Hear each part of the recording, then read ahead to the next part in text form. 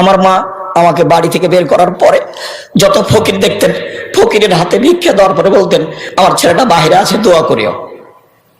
এটা ছিল আমার মায়ের কথা। আমার বাংলা অক্ষরও ভালো চিনতেন না, আরবি বাংলা অক্ষর চিনতেনই না, আরবি অক্ষর ভালো চিনতেন না। আমার আব্বা আরবি অক্ষর চিনতেন, শুধু ফকির মিসকিনকে ভিক্ষা দেওয়ার সময় দোয়া করার জন্য বলতেন।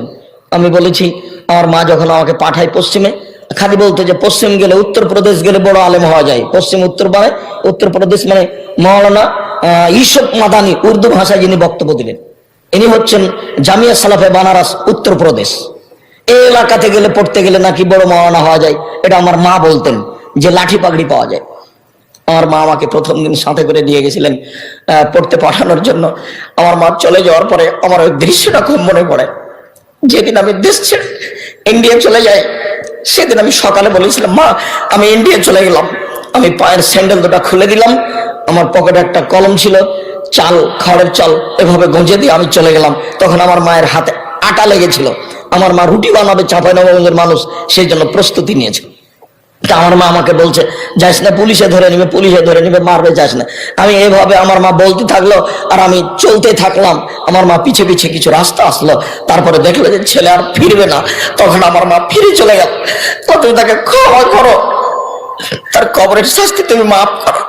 আমার মায়ের জন্য আমার এই দুটো দৃশ্য খুব মনে পড়ে।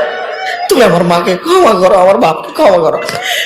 আমার বাপ যখন আমাকে আগাতে আসতো, ফিরে যাওয়ার সময় দুই চোখের পানি ঝরঝর করে ঝরতো। আমার মারছে, আমার বাপ নরম মানুষ, আমার মা খুব শক্ত মানুষ বাড়ি থেকে পাঠানোর ব্যাপারে।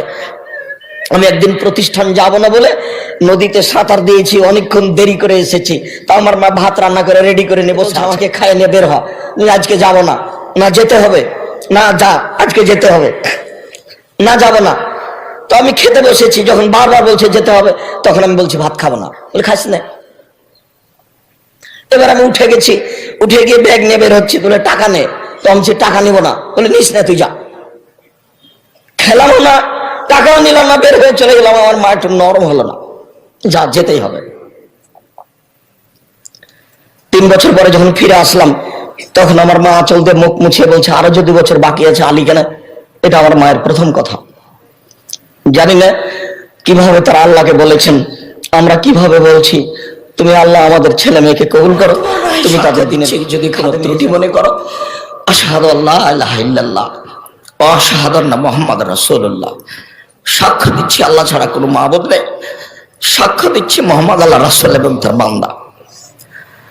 আমাদের কিছু করার মতো ক্ষমতা নেই, আর এসব জিম্মেদারি আমি নিইনি। এসব জিম্মেদারি আমার উপরে চাপিয়ে দেওয়া হয়েছে। জোর করে এখানে ডেকে নিয়ে আসা হয়েছে, জোর করে রূপগঞ্জ, নারায়ণগঞ্জ, ঢাকায় নিয়ে যাওয়া হয়েছে। এসব জিম্মেদারি আমি নিইনি। আমি বলছি, আমি মানুষ হিসাবে যদি কোথাও ভুল থাকে, তাহলে তুমি ওটা আমাকে সংশোধন করে দাও। আমি ভুল সহ কোনো কাজ করতে রাজি নই। ধোকা দিয়ে কথা বলিনি, কারোর কাছে আমি কোনোদিন জোর করে দাবি করে টাকা পয়সা চাইনি।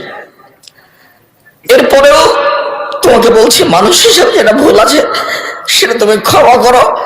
তোমার দরবারে বিনীতভাবে ক্ষমা চাচ্ছি। আস্তাগফিরুল্লাহ ওয়া আতুবু ইলাইহি। কেউ পারে না। কাদির, তিনি ক্ষমতাশীল, তাকে কেউ পারে না। কবি, তিনি শক্তিশালী, তাকে কেউ পারে না। কোন শক্তি তার সামনে টিকতে পারে না। আশ্রয় তার কাছে নিয়ে কাজ করছি, তিনি সবকিছু করতে পারেন। এই জন্য একমাত্র বিশ্বাস করে আন্তরিকভাবে তার কাছে আশ্রয় নিয়ে করতে চাচ্ছি। প্রশাসনের মানুষ, আপনাদের শুকরিয়া আদায় করি। আপনারা প্রশাসন হিসাবে আমাদের অনেক সুবিধা দিয়েছেন। আল্লাহ আপনাদেরকে যাজায়ে খায়ের দান করুন। আল্লাহকে বলছি, আল্লাহ তুমি আমাদের কবুল করো, আমাদের জামিয়া সালাফে কবুল করো, আমাদের এই সালাফি কনফারেন্স কবুল করো। তুমি আমাদের ভুল ত্রুটি মাফ